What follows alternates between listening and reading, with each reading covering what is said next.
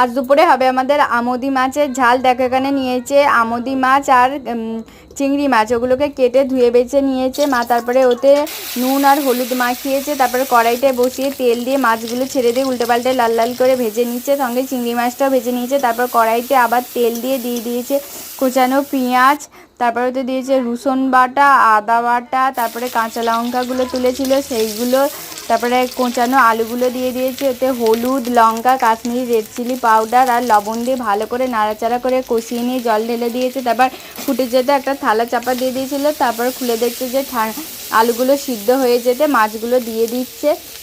মাছগুলো দিয়ে আরেকটু ফোটানোর পরে সিদ্ধ হয়ে যেতে নামিয়ে নিচ্ছি। উপর দিয়ে একটু ভাজা মশলার গুঁড়ো ছড়িয়ে দিয়েছিল। দেখো তরকারিটা নামিয়েছে কতটা সুন্দর, আর রঙটাও কত সুন্দর হয়েছে।